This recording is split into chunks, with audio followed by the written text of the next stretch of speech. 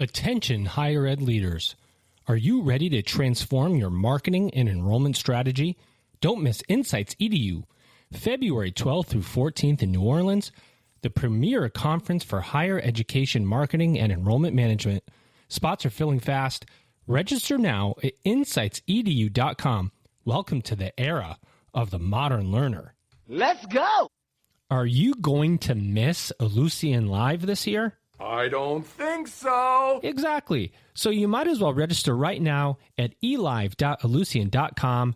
Ellucian Live 2025, April 6th through 9th in Orlando, Florida. Do not miss it. Do you want to get exclusive early access to ad-free episodes, extended episodes, bonus episodes, original content, invites to special events, and more? Do you want to accelerate your professional development? Do you want to get all this while helping to sustain EdUp?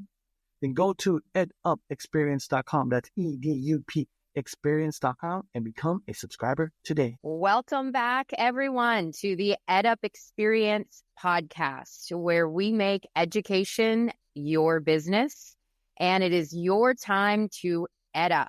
I am your special guest host, Dr. Jody Blinko, here and honored to be here today with Dr. Neal Baer, who is a physician, an award-winning showrunner and television producer on a show that I think several shows we all have seen and know well, one of them being ER, the other one being Law and Order SVU. Passionate about public health, an advocate using media to tell impactful stories related to medicine, public health, and social issues, which is why we're here today, because Dr. Baer has partnered with Harvard Medical School to create a one-of-a-kind program, the Master of Science in Media, Medicine, and Health. And I will, Dr. Baer, let you do the honors of really telling us, what does that mean, and what are we hoping to do with that program? Thanks so much for having me today. I'm delighted to chat about our master's program. And as you said, it's the first of its kind where we bring in experts across all artistic and humanities modalities, be it poetry, documentaries, television writing, screenwriting, sculpture, dance, VR. And why are we doing this? Well, it's because back in 2000, when I was doing an episode of ER about cervical cancer and human papillomavirus, we actually did a study to see what our audience learned. Before the show aired, 20% knew that human papillomavirus caused cervical cancer. This was in 2000, before the vaccine Gardasil was available. Mm-hmm. After the show aired, and it was a random sample of viewers, we didn't tell them to watch it, 60% knew. You have to have the knowledge about cervical cancer and HPV to know how to protect yourself. It doesn't mean you'll change your behavior. We can do other things and other programs to try to work on that, but you have to have the information. So I was stunned. We wrote it up in the journal Health Affairs, and it became the first experimental study that looked at what people learned from television as opposed to a retrospective study, which asked people, do you remember? So I've always been in both worlds of the academic and in the television storytelling world. Therefore, we made sure that everything we said medically was accurate.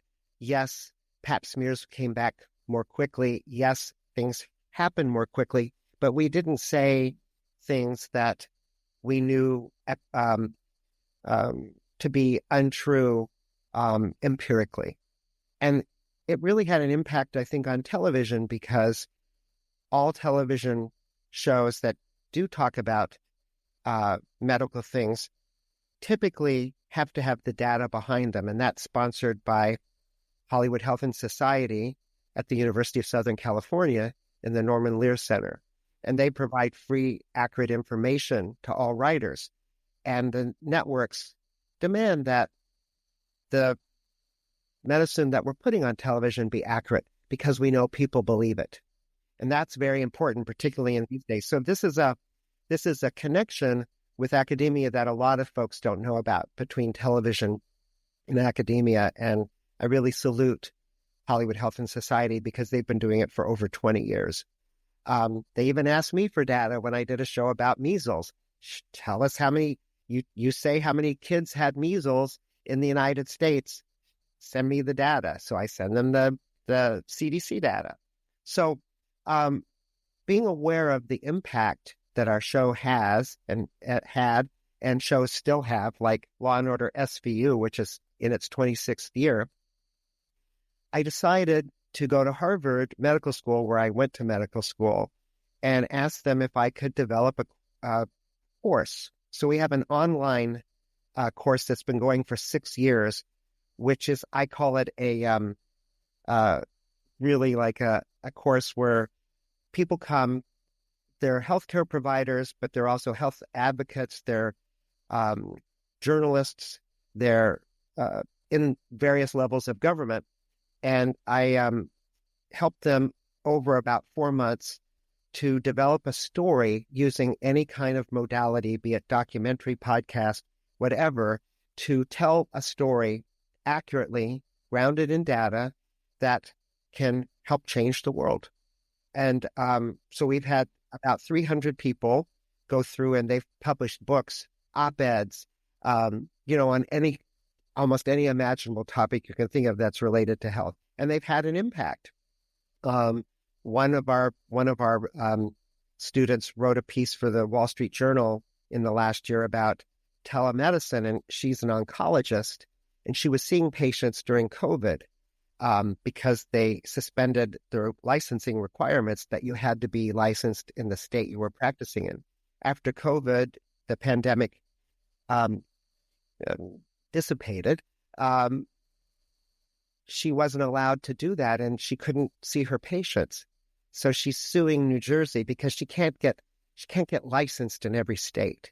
So this was a passion of hers, learn how to do op-eds, and we taught her how. So it's a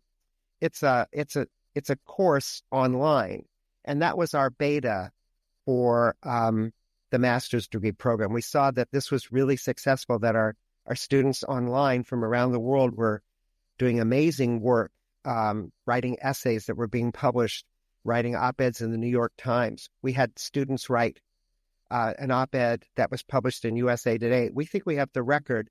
17 of our students all had a byline, and it was discussing the equitable distribution of ventilators during the height of COVID. And they did the research, they did the wordsmithing. So we bring a true academic approach, a scholarly approach to our work. It must be grounded in peer-reviewed and trustworthy research, like from the CDC. So I wanted to do this because I saw that there was a need to draw on the arts and humanities to tell impactful stories that would make a difference in terms of access to and equity in healthcare and providing it to particularly those who may not have full access or, who are not heard, and both in the United States and around the world. And I started doing research based on the research I had done for the original piece in Health Affairs. And I was seeing that people were starting to really understand that the arts and humanities can help people to change behavior, to understand what's at stake, to understand other people's lives. We do that through storytelling. I say that curiosity is the gateway to empathy, that if we are curious about others, then we can form empathy. We can accompany them on their journey through their stories and hopefully then offer better healthcare. So that was really the genesis of doing this program. There are a lot of students who come to us. I'd say about a third who are going to go to medical school. And all of our students who've applied in the first 2 years, we had 18 students in our first two cohorts. Now we have 30, and we're growing. They've all gotten into medical school, and they've all done just incredible projects. So let me just tell you about one. For instance, they start with data. They have to start with what I call the data point. And so data point would be that men released from prison who've been incarcerated have a 7 times higher death rate in the first 2 weeks being out of prison. Why is that? So that's the data point. The answer is suicide, violence, drug abuse, alcohol, diabetes. So how do we address that data point? How do we tell a story that will be impactful, that will both inform others and give people then the third step, actionable steps to take so that they can, if they are drawn to this issue, make a difference. So that's really what my program is about. Data, emotion. The emotion part is the storytelling, and the action. I draw a lot on the work of Paul Slovic from the University of Oregon. He's a psychologist who wrote really compelling work on why we don't pay attention to genocide. Why is it that we pay attention to the one child during the height of the Syrian war was washed ashore? If you look at the Google data analytics, you'll see that not only did people Google his name, Elon, but they also Googled Syria, and they also Googled the war, and they were getting information because of that one. And Paul Slovic posits that once we go beyond the one, we become more inured and less able to comprehend the situation.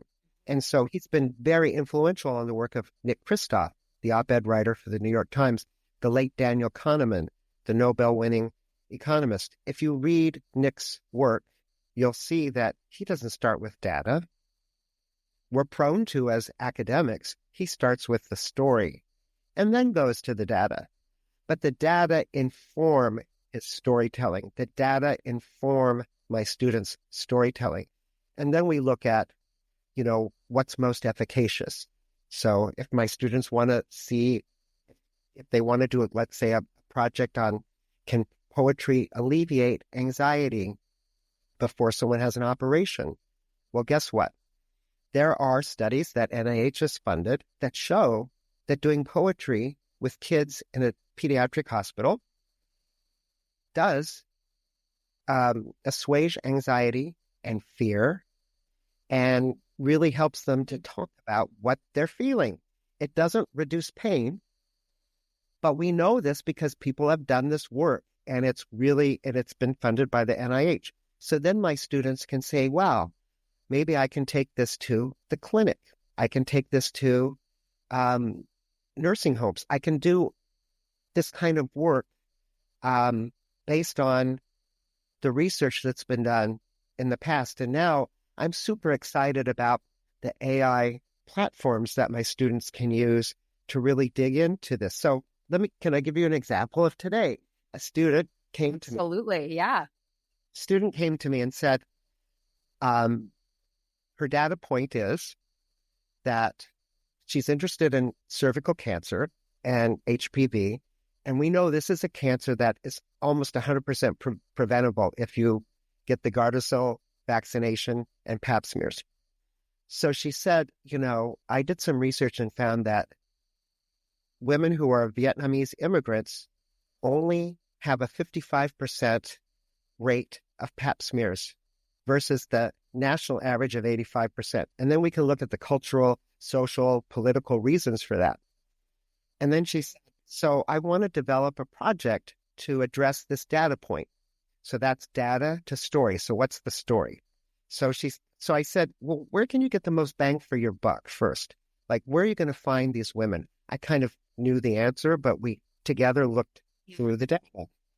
The answer, do you have an idea? If you wanted to address cervical cancer in Vietnamese women who are immigrants, or daughters of immigrants, where would you go to address them? Not to put you on the spot, but where would you go?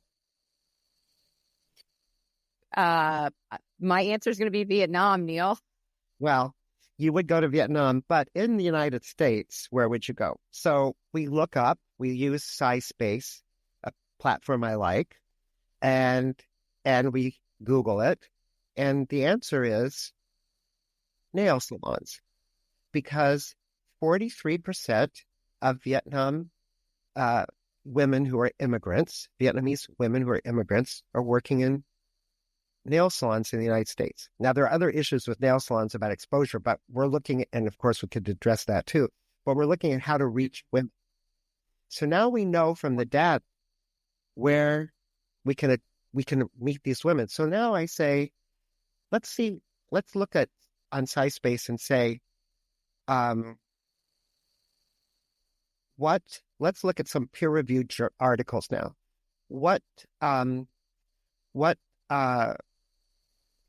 How can nail salons be used to promote cervical cancer awareness? So guess what? We start seeing these studies. And then I add to it, how do we draw on the arts and humanities to make a program to prevent cervical cancer in nail salons? And, you're narrowing it down as one would do with, doing research. And we see the articles coming up. Not too many are coming up. So I say to my student, well, maybe there's like another place we could look or think about that is doing these things. So let's look at Black women's beauty parlors and what kind of health interventions have been done. Because as a physician and as a writer and as a public health person, I know there have been. So then we see what's been effective. And then we can draw on that research and apply it to nail salons. Like, are pamphlets the best way? Are showing them documentaries that we put on their cell phones? Are graphic comic strips the best way to give them? I mean, what works? So we draw always on the data, but we use the arts because Paul Slovic's work has shown us that people don't pay attention to the data. We do. Yeah. And we have to in order to know what road to take in designing materials. People pay attention to stories. We know that because why are they so invested in television, movies, music, poetry? Social media. Social media. Yeah. TikTok. I have a student who is a physician who runs the STI clinic at UCLA, Dr. Russell Johnson. He is the maven on TikTok. He was going to do a podcast about STIs. And I said, maybe with who's your target audience? And he has all the data. He knows everything about STI prevention. So the target audience is youth. We know that about 1 out of 3 will have an STI at some point. And that's the data too that we draw on.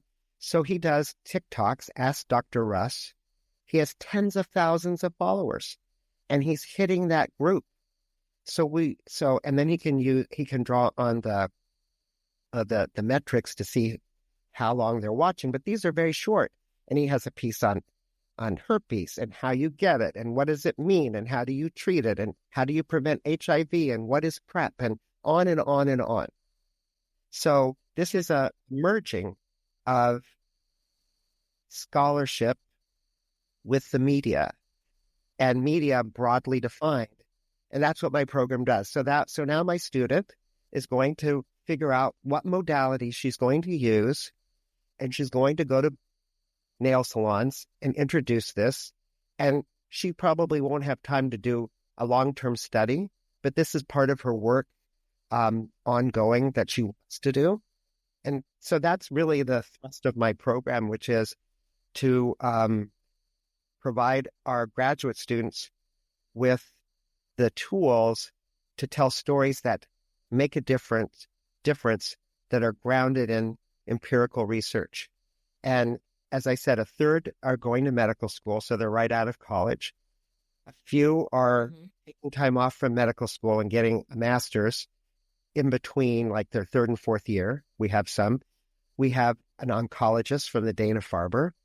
So we have a physician. And then we have people who are health advocates, artists, people who really want to change the way healthcare is delivered, foundation folks.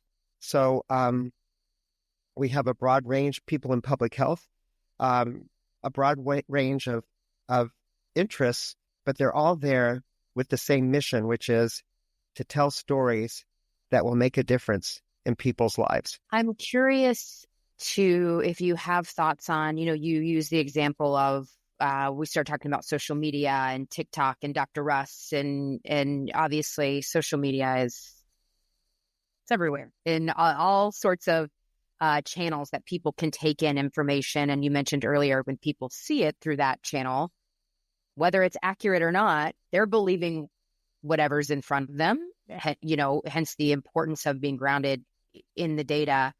But I'm curious if you have, with, some of the data around how addicting social media can be, and that it only takes I think it's 30 seconds or something, or 30 minutes for someone to be addicted to a TikTok, and the impact that can have on mental health. And just thinking about some of those issues related to your platform. Obviously, it's a significant channel to get information out there, but any thoughts on that topic and Sure. the dangers of both? Sure. So we do have lectures in my program on mis and disinformation. So the Shorenstein Center at the Kennedy School at Harvard does research in this, and we're trying to develop a course on mis and disinformation in health because it's so rampant. So that's something that requires psychologists, sociologists, anthropologists, data specialists to really understand this. So we are working on that. The other side is that you bring up a really interesting point that affects not only, healthcare, but science in general, which is what's called dual-use technology. So I have a book that just came out called The Promise and Peril of CRISPR that's published by Johns Hopkins University Press. And we talk in the book about dual-use technology. And by that, I mean, that's the promise. We can cure sickle cell disease. We can cure beta thalassemia. We're going to be able to cure some terrible, terrible diseases.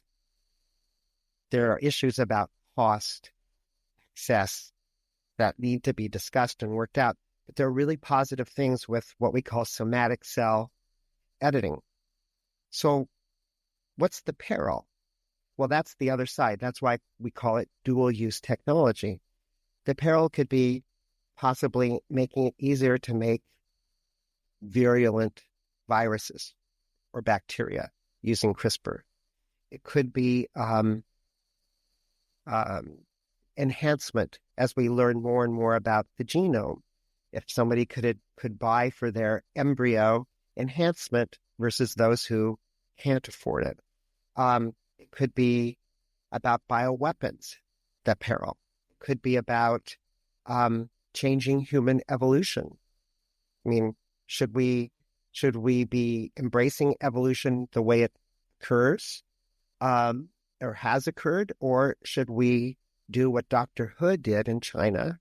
And he was as far as we know, the first person to do this, but he, instead of doing it with somatic cells, he edited an embryo so that the germline would be edited and the person would be able to, who grows out of that embryo, would be able to pass that change to their children and so on. So it gives us the possibility of changing evolution or getting rid of certain diseases.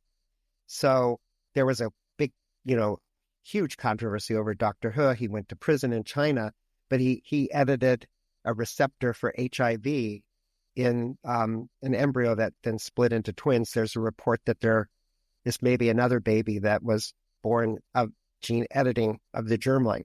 So those are the perilous questions that I I raise in the book, that our essayists raise in the book.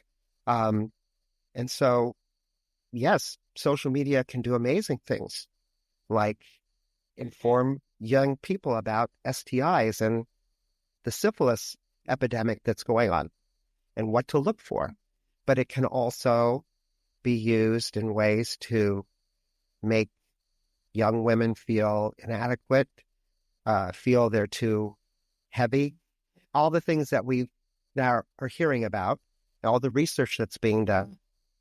So dual-use technology is, I think, a really important concept to apply to social media, to CRISPR, to AI. AI can do amazing things. It can probably, in the long run, create new drugs. It can do it very quickly.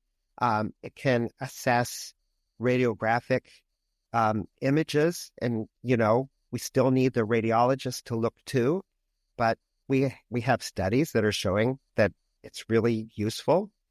That's the positive, but there are negative. And so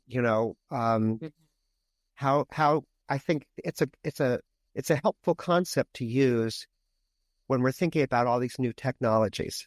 In that same vein, but kind of shifting a little bit as you talk about AI being used in your program and in the classroom, and just all of the new technologies available to us, whether we're talking about higher education or in the world. In higher ed, I think there is a curiosity, but also a fear of, how do we use these tools in an academic setting and still keep the integrity of academia? And so I'm sure folks listening would be really curious, from where you sit in your seat at Harvard, online program, all the things that I'm sure people never thought Harvard would, one, have an online program, but Harvard is also on the cutting edge of this program and integrating some of these technologies and AI. What would be your words of wisdom, thoughts, feedback around how can you do that? How can you integrate these technologies, which have so much value, but also still keep the integrity of what we know as academia? You just made the list! Mark your calendars for Insights EDU 2025, February 12th through 14th. Insights EDU 2025 is the can't-miss higher education marketing and enrollment management conference of the year. We're taking over New Orleans with speakers from Google, Meta, Reddit, MIQ Digital, and top schools across the country. Discover how AI is transforming marketing and enrollment management, how to assess online program opportunities, and meet the demands of today's modern learner. Don't wait. Spots are going quickly. Register now at insightsedu.com. Welcome to the era of the modern learner. Let's go! At Ellucian Live 2025, we're going to explore the magic of innovation. We want to imagine, believe, and achieve. It's happening April 6th through 9th, 2025 in Orlando, Florida, and we're going to explore technology, modernization, and artificial intelligence. Explore the latest technology solutions, discover industry insights, and make valuable connections as a global community. It's time to register for Ellucian Live 2025 at elive.ellucian.com. Do you want to get invites to special events? Do you want to get exclusive early access to ad-free episodes, extended episodes, bonus episodes, behind-the-scenes episodes, and original content? Do you want to accelerate your professional development? Then go to edupexperience.com. That's EDUP experience.com and become a subscriber today. Well, we talk about this, and I think it's left to the different departments across the university to have their statements about how AI will be used and whether they can use it. I think there's no stopping it. Yes, we're developing ways to look at whether students' papers are generated by AI or not, which I think is important, but I think much more important is to talk about the positive ways that AI can help us, and to also always state the need for citations, the need for honesty in one's research. We have so many examples of that not happening. And so we allow our students to use AI. As today, when I was on with my student on Zoom looking at cervical cancer and Vietnamese women who are immigrants, I was using AI beyond Google. I was using SciSpace, and it was giving me just a new way of even doing research. I can go in with Snagit, and I can take sentences and highlight them, and I can put in the citation, and I can move it into a folder. And I don't have to print out pages and pages and have folders all over the place like when we were doing this, even a few years ago.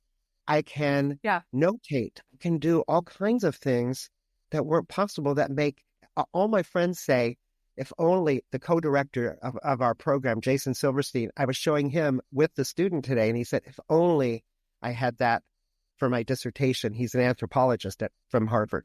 So it's like, they're great tools. There's just no question that I was able to help my student in half an hour look at all of these papers and research on, of all things, how do we use nail salons to promote screening for cervical cancer? It would have taken so much more time, and having to go and look at articles, does that mean we shouldn't be reading the articles? No, we should read the articles that, AI helps us see that really relate to what we're doing. SciSpace gives you 5 main points from like 10 articles that they pull for you. They even tell you what they can't do. There is no, in this paper, they do not discuss how the arts and humanities can be applied, but they do this. It's shocking, amazing, and wonderful, because it's going to help us make better programs, make better projects, understand things better, make better medicines. On the other hand, we have to really instill in our students that creativity is what human beings do. Now, AI wasn't going to just pop up and spit out all of this. I had to, through creativity, give it questions about nail salons. And how did I know that? Because I had to do the research to find out, where can I find women who are working who are Vietnamese immigrants? And I found that out and then took that data point and then went forward. So it's a matter of creativity. And my students said, I would never have thought about nail salons and a way of doing this. And I said, well, you have to know what questions to ask. And I asked a simple question, which was, you did the hard work. You found out, you chose a topic, a problem about cervical cancer. So then I gave you a prompt, which was, how are you going to get the most money? That's what I said. How are you going to get the most bang for your buck by addressing this in a way where you can reach the most women? How do we formulate a question about that? So the question is, where can we find Vietnamese women working in the United States? And the answer came up, service industries and nail salons. Yeah. And then she was like, oh my gosh, of course. So then we keep... As soon as you said that, I had the same thought. I was like, that makes a ton of sense. But yeah. And I could have done this without AI, but it would have taken longer. And now she's off and running, and she's super excited about designing a modality. So I think AI is terrific for this, and it will help us. But I think we have to be really honest with our students and say, we need your creativity. We need your, you need to be transparent about your work, and you need to cite everything that you're doing. And so if you do that, then I don't really have a problem, because you're putting together, just as I was discussing this with you just now, there are so many pieces here that were put together that AI didn't put together. Yeah. My student and I put it together, And now she has to like find out what's the most efficacious way to do this in a nail salon in a way that's not too expensive, but that can reach a lot of women. And then she told me, oh, Yeah. I've done some research. There are pap smears now that can be self-administered. I said, wow, that's amazing. So give me that information in your paper, because they have to do a capstone paper, a research paper. And as Jason Silver says, the reason you're doing this paper is to extend the scholarly knowledge in this field.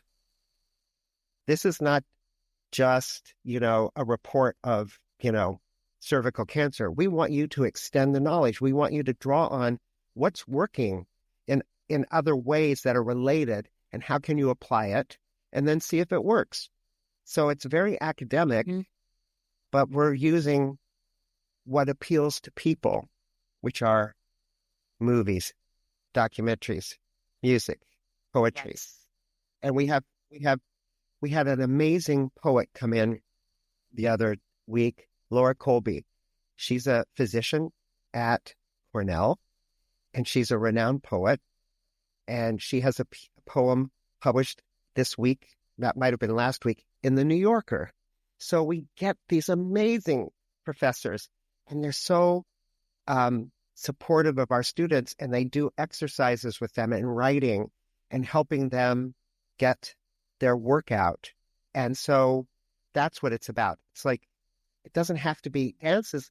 We don't do dance as a way to improve cardio function in people in nursing homes, but we are interested if that works. We're really there to look at how can dance be used to tell stories that engage people so that they will, understand more about HIV/AIDS. So we had a person come who's a dancer, Pontus Lidberg, who just did a beautiful piece on HIV/AIDS, and you come away from it with a deeper understanding of its impact and its long-term impact.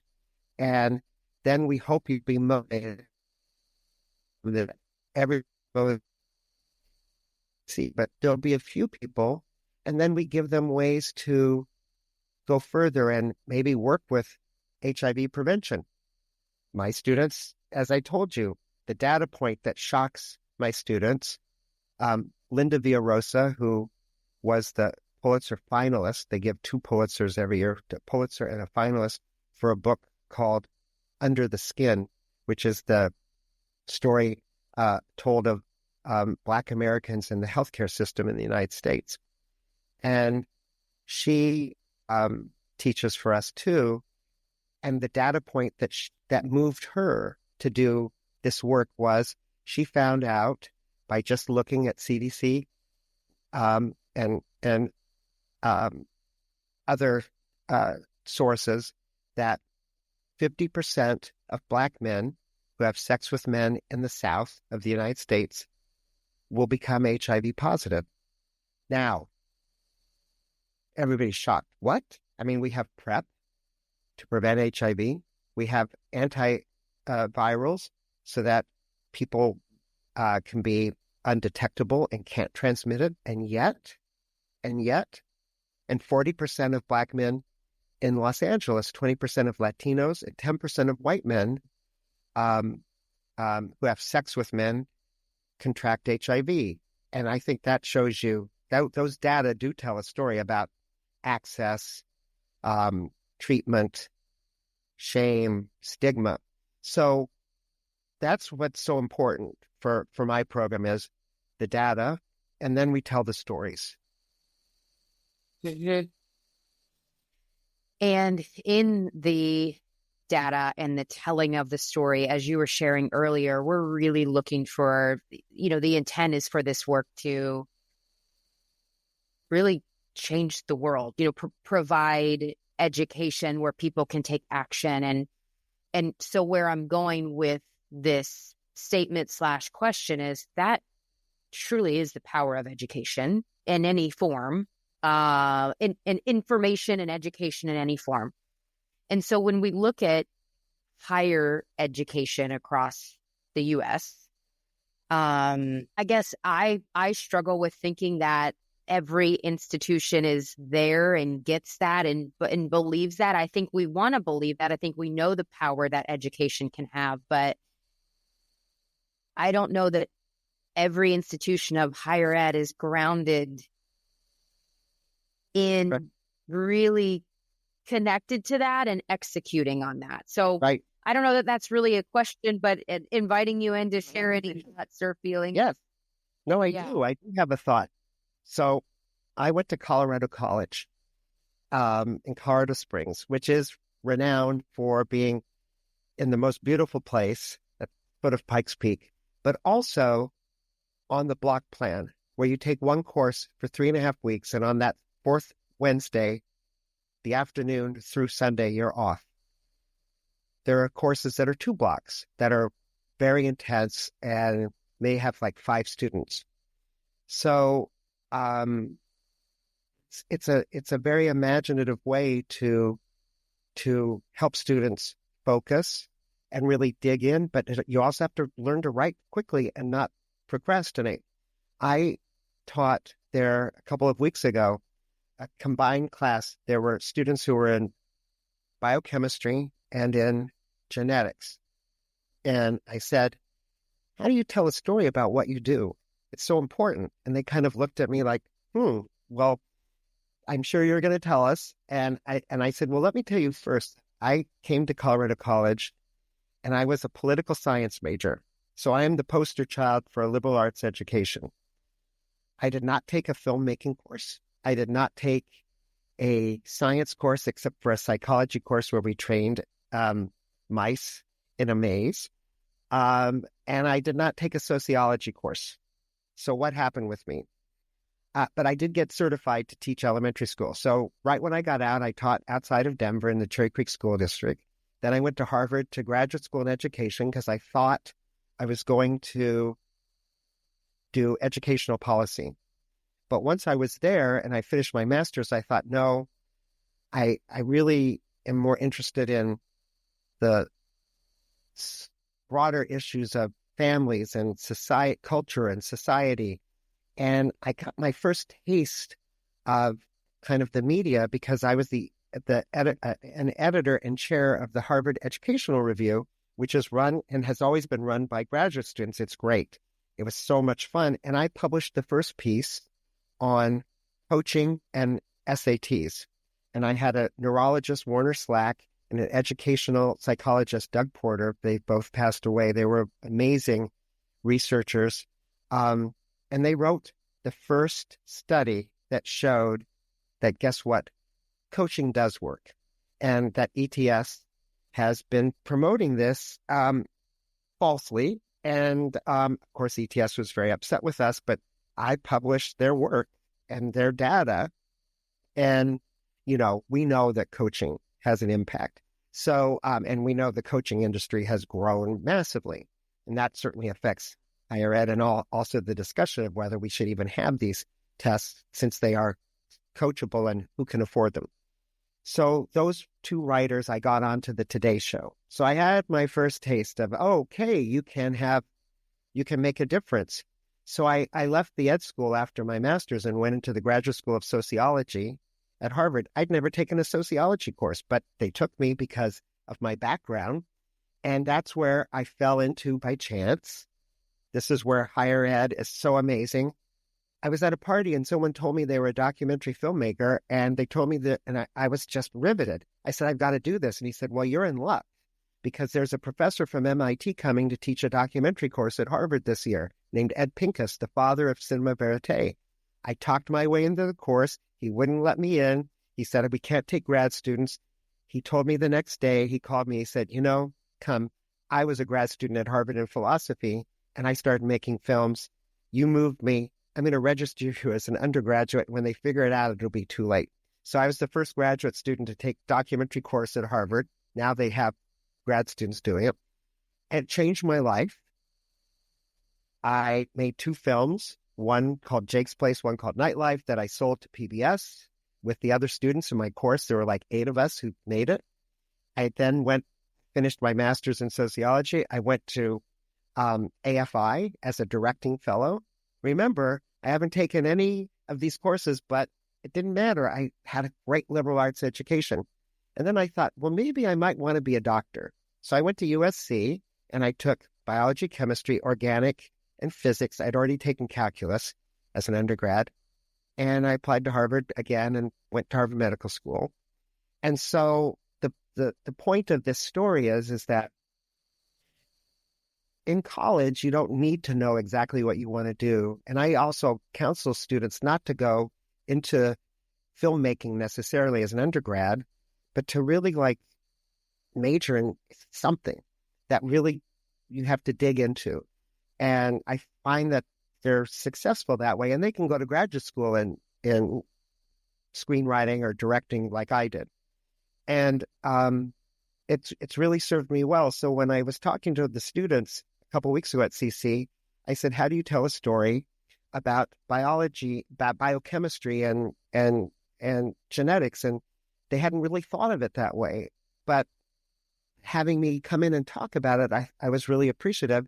And I told them a story that I had done on ER about a kid who comes in who's like 5 years old or 3 years old, who's having seizures because we don't know why. And it turns out that he's hypoglycemic, low blood sugar, because he has a very rare metabolic disorder. So now we're getting into the biochemistry. He can't go through the Krebs cycle because he has an error of metabolism. So when he uses up the glycogen in his liver, he can't go to fat to make glucose. So it's called MCAD, medium chain acetyl-CoA deficiency. And the genetics students were like, wow, we're just learning about that. And the biochem students like, oh, we're learning about that. And I gave them context for it, that there are kids who are having this disease, and we didn't used to test for it. But now I think we do, and there's been, there were a lot of people who were advocating for that.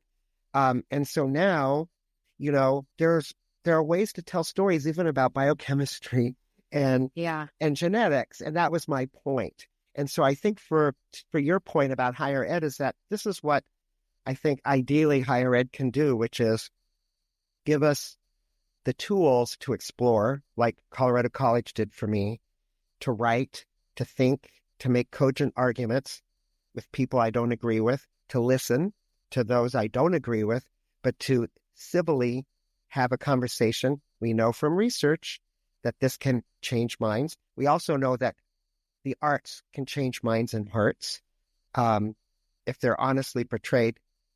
The problem is, of course, that now we have a lot of mis and disinformation, and we have to really work on how to deal with that. But higher ed is like a great place, not just for vocational training, which is important, of course, but it's also for becoming even more human and to be able to deal with the dual technologies that I talked about, the promise of CRISPR, the peril of CRISPR. We don't hear politicians talking about CRISPR. Yeah. But 100,000 Black Americans have sickle cell disease. It costs $2 million to get the treatment. How are we going to do that as a society? So that's where higher ed comes in. Creating that pathway. I love what you said about the opportunity to become more human. And, creating that construct of, I think it can, from what I see in the consulting work that I do in higher education, I think administrators, people in the data, it's easy to get lost in, this is the course, this is how many students we want to get, this is, and that's maybe where my intention was with that statement, that question earlier, is when you can really ground down in what we have an opportunity to do and take a look at your, do some reflection, take a look at your institution and say, are we really doing these things? Or are we lost in the operational stuff that is important? You have to have that, but is our foundation strong in helping individuals become better humans, providing them with tools and spaces and an environment to really evolve? And going back to the very beginning of our conversation, I hope I get this right. You said curiosity is the gateway to empathy, and creating that space for that curiosity to just develop and bloom and form, which I think too, and it creates that connection of who we are authentically to ourselves and what purpose do we want to offer and serve the world. Absolutely. Absolutely. I think that's such a critical point, because I don't know what it's like to be an Indigenous cisgendered lesbian. Mm-hmm. But if I hear her story or their story through anthropology, history, sociology, literature, through Crystal Sosi, who is a professor at Arizona State University, biologist. She wrote an essay in our book, about drawing on Indigenous people's genomes. So here we go, where it's not just the humanities, it's not just the social sciences, it's the sciences too. They all open themselves to conversations about the most difficult things we're facing as a society, in terms of racism, sexism, homophobia, misogyny. It's not about just saying those words, but it's looking at people's lives and not being afraid to discuss those lives and having their voices critically as part of the conversation in higher ed. Mm-hmm. Dr. Baer, thank you very much for the conversation today. Can you tell us the title of your book one more time? Sure. It is The Promise and Peril of CRISPR, published by Johns Hopkins University Press. Okay, beautiful. And the name of the program at Harvard, Master of Science in, let me get back to my page, Master of Science in Media, Medicine, and Health. Yes, and you go online and we have a link, and we also have a link to our online program, which is more of a boot camp because it's just a few months, which is a certificate in media and medicine. Okay. Thank you very much for the conversation today. Thank you all for listening to this episode of the EdUp Experience podcast. I'm your guest host, Dr. Jody Blinko. Our fantastic guest today, Dr. Neal Baer. Thank you very much. Take care, everyone. We'll talk to you again soon. Now listen up. Insights EDU 2025 is almost here. Join us February 12th through 14th in New Orleans for the most anticipated higher education marketing and enrollment management event of the year. I like that. Imagine 3 action-packed days filled with game-changing insights, real-world case studies, and a hands-on workshop designed to transform your marketing strategy and boost your program enrollment. Learn from speakers at Google, Meta, Reddit, MIQ Digital, and top schools across the nation. Network with industry leaders, exchange ideas, and discover the tools to drive real results. This is your opportunity to stay ahead of the competition and meet the demands of today's modern learners. Don't wait, spots are filling fast. Mark your calendar, rally your team, and head to insightsedu.com to register now. The era of the modern learner is here, and you need to be part of it. We'll see you in New Orleans. Ellucian Live is taking place April 6th through 9th, 2025 in Orlando, Florida. You just made the list. Get ready for an unforgettable experience at Ellucian Live 2025. Join visionary leaders from institutions worldwide as we dive into groundbreaking ideas, cutting-edge solutions, and transformative best practices that will ignite your passion for innovation. This is your chance to connect, collaborate, and propel your institution into the future. Do not miss out. Let's go. Do you want to accelerate your professional development? Do you want to get exclusive early access to ad-free episodes, extended episodes, bonus episodes, original content? That's right, original content, invites to special events, and more? Do you want to get all this while helping to sustain EdUp? Then go to edupexperience.com. That's EDUP experience.com and subscribe today.